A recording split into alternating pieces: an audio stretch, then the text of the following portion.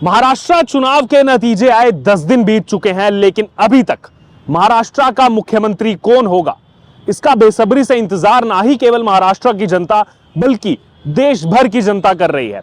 जी हां, आपको बता दें 23 नवंबर को नतीजे आ चुके थे महाराष्ट्र चुनाव के, जहां पर महायुति यानी कि बीजेपी, शिवसेना और साथ ही साथ एनसीपी के अलायंस को एक तरफा बहुमत महाराष्ट्र के अंदर महाराष्ट्र की जनता ने दिया था। अब उसके बाद कहानी ये शुरू हुई कि आखिरकार महाराष्ट्र का मुख्यमंत्री कौन होगा। क्या वो एकनाथ शिंदे होंगे, क्या वो देवेंद्र फडणवीस होंगे, या फिर वो अजीत पवार होंगे।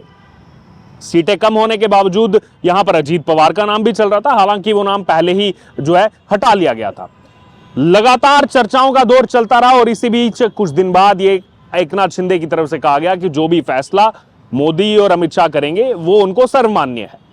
अब अहम बात यह है कि भारतीय जनता पार्टी की बैठक चल रही है, एक ये अनौपचारिक बैठक भी इसको कह सकते हैं जो जल्दी में बुलाई गई है, और इसी बीच एकनाथ शिंदे जो हैं वो भी पहुंच रहे हैं मुंबई में।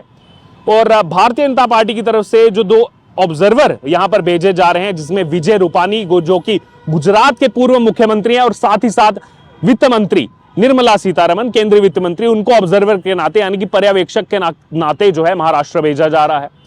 अब महाराष्ट्र जहां वो एक तरफ पहुंच रहे हैं, तो वहीं दूसरी तरफ आपको बता दें कि कल यानी कि 4 दिसंबर को सुबह 10 बजे जो विधान भवन है उसके सेंट्रल हॉल में एक बैठक बुलाई गई है। विधायक दल की यह बैठक है और इसी बैठक के बाद साफ हो जाएगा कि महाराष्ट्र का अगला मुख्यमंत्री कौन है।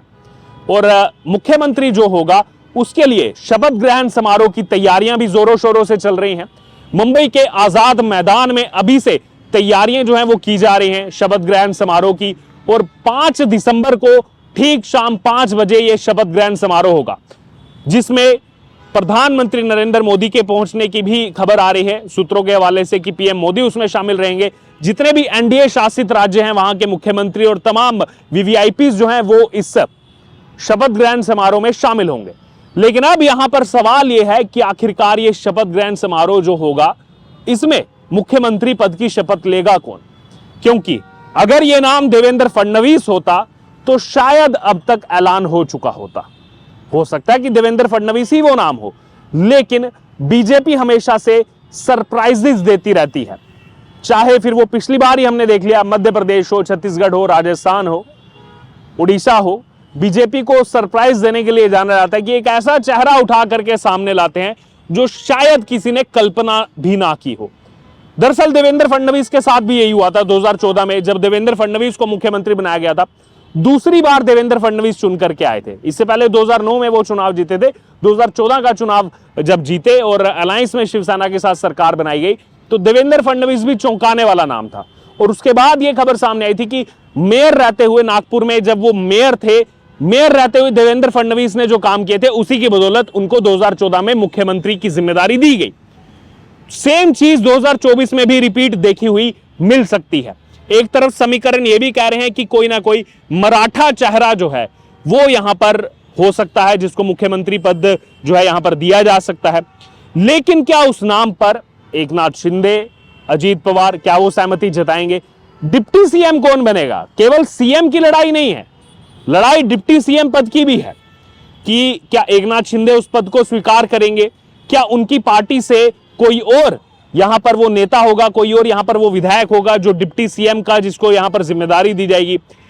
क्या एनसीपी से अजीत पवार होंगे या फिर कोई और होगा जो यहां पर डिप्टी सीएम बनेगा? लेकिन यह माना जा रहा है कि अजीत पवार हो सकते हैं एनसीपी से।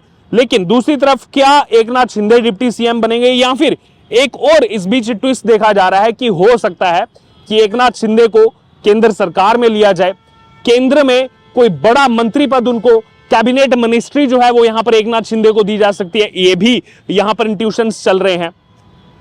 पूरी राजनीति इस समय जो है महाराष्ट्र में गरमाई हुई है, सुगबुगाहट जो है वो काफी ज्यादा तेज है। और इसी बीच आपको बता दें कि कई सारे जो है यहां पर कमेंट्स भी सामने आ रहे हैं। अगर बात की जाए विजय रूपानी की, जो कि पूर्व मुख्यमंत्री हैं गुजरात के और ऑब्जर्वर के नाते पहुंच रहे हैं महाराष्ट्र में, सबसे पहले उनकी तरफ से बयान आया कि जो भी सीएम होगा महाराष्ट्र में वो बीजेपी का ही होगा। और ये चीज काफी पहले से तय हो चुकी है, क्योंकि एकनाथ शिंदे भी इसको ग्रीन सिग्नल दे चुके हैं, अजीत पवार भी ग्रीन सिग्नल दे चुके हैं, और साथ ही साथ अब सीएम तो बीजेपी से होगा ही होगा, लेकिन वो होगा कौन, वो चेहरा कौन है, और अहम बात यह है कि आखिरकार वो किस बेल्ट से आएगा, क्योंकि लगातार 1.5 महीने तक हम महाराष्ट्र में मौजूद थे। महाराष्ट्र के अलग अलग कोनों से जाकर के हमने आपको जो है पब्लिक सर्वे दिखाया था।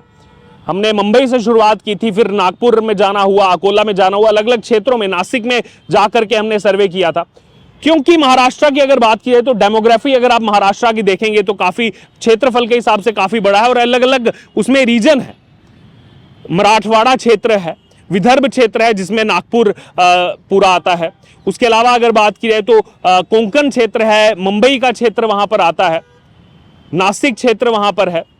तो देखना होगा कि आखिरकार यहां पर ये जो सीएम, क्योंकि बीजेपी इस चीज को भी देखेगी कि हम जो सीएम यहां पर बना रहे हैं कि वो किस रीजन से आते हैं, किस बेल्ट से वो आते हैं, क्योंकि उस बेल्ट में भी उसका असर देखने को मिलता है।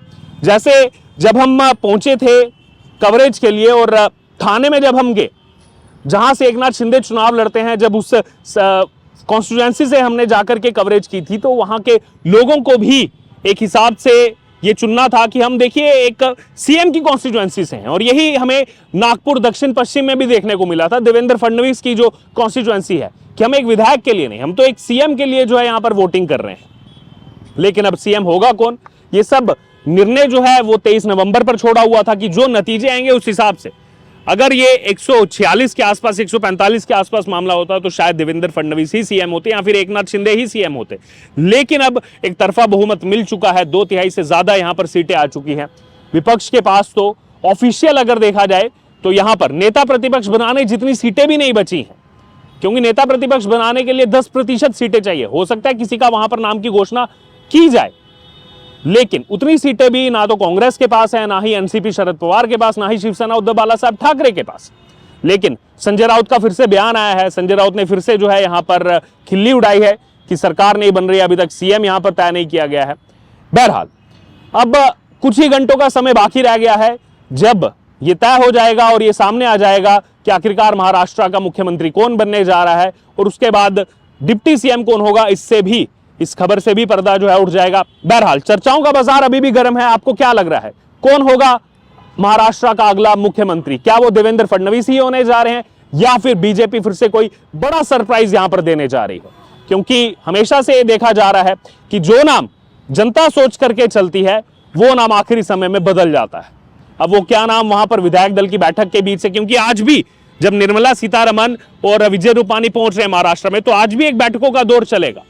इस बीच हो सकता है दिल्ली भी उनकी बात हो, अमित शाह से बात की जाए, यहां पर प्रधानमंत्री नरेंद्र मोदी से बात की जाए, जेपी नड्डा से बात हो, और उस समय भी यहां पर नाम जो है वो तय किया जा सकता है। बहरहाल अभी आप लोग कमेंट बॉक्स में जरूर लिखिए क्या लग रहा है आपको, कौन हो रहा है महाराष्ट्र अगला सीएम। हालांकि कुछ ही घंटों में पता लगने वाला है, लेकिन इसी बीच महाराष्ट्र में भी सुगबुगाहट जो है वो इसको लेकर काफी ज्यादा तेज हो चुकी है। बहरहाल इस पर आपकी जो राय है पूरी चर्चा से जो आप जरूर हमारे साथ कमेंट बॉक्स में शेयर करें और बने रहे तमाम अपडेट्स के लिए द डिजिटल रिपोर्टर के साथ।